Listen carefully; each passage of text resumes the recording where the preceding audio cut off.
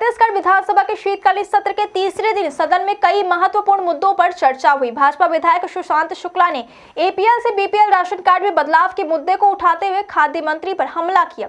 उन्होंने आरोप लगाया कि सरकार ने गलत जानकारी दी और एपीएल कार्ड को डिलीट कर बीपीएल कार्ड बनाए गए।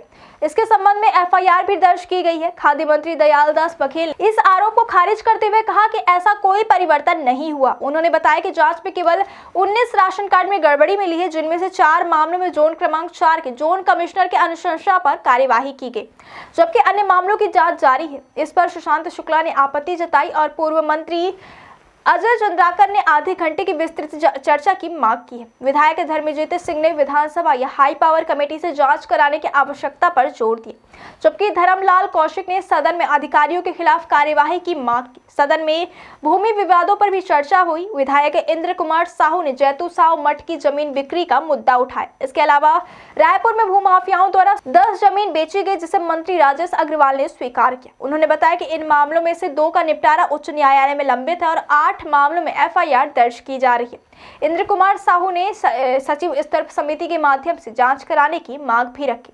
सड़क मरम्मत का मुद्दा भी सदन में गर्म बहस का कारण बनता रहा। विधायक हर्षिता बघेल ने डोंगरगढ़, राजनांदगांव और खैरागढ़ जिलों में मरम्मत योग्य सड़कों पर कार्य न होने की शिकायत की।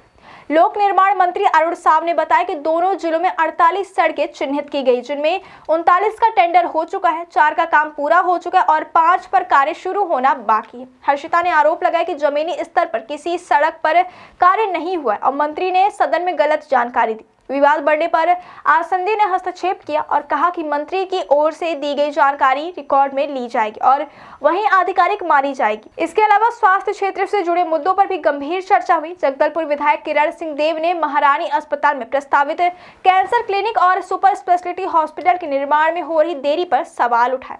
उन्होंने बताया कि 12 जून 2025 को स्वीकृति मिलने के बावजूद अब केवल टेंडर प्रक्रिया ही चल रही है। स्वास्थ्य मंत्री श्याम बिहारी जायसवाल ने कहा कि डीपीआर निजी एजेंसी से तैयार कराई जाती है और ईएनसी के माध्यम से स्वीकृति प्रक्रिया पूरी की जा रही है। उन्होंने यह भी बताया कि पूर्व प्रवास के दौरान माताओं के लिए एमआरडी भवन की मांग के बाद उसमें भी स्वीकृति जोड़ी गई। दोबारा सवाल किए जाने पर मंत्री ने आश्वासन दिया कि कैंसर क्लिनिक और सुपर स्पेशलिटी हॉस्पिटल दोनों का निर्माण जनवरी से शुरू किया जाएगा। इस प्रकार विधानसभा के तीसरे दिन सदन में राशन कार्ड, भूमि विवाद, सड़क मरम्मत, स्वास्थ्य सुविधाओं और अन्य जन मुद्दों पर तीव्र बहस हुई। विपक्ष और सरकार के बीच हुई इस बहस ने स्पष्ट किया कि जनता के मुद्दे सदन में लगातार उठाए जा रहे हैं और जिम्मेदार अधिकारियों से जवाबदेही की मांग की जा रही। साथ ही सदन में विभिन्न मामलों की जांच और कार्यान्वयन पर नजर रखने की भूमिका को भी प्रमुखता दी, जिससे आगामी नीति और जन कल्याण योजनाओं पर असर पड़ने की संभावना है।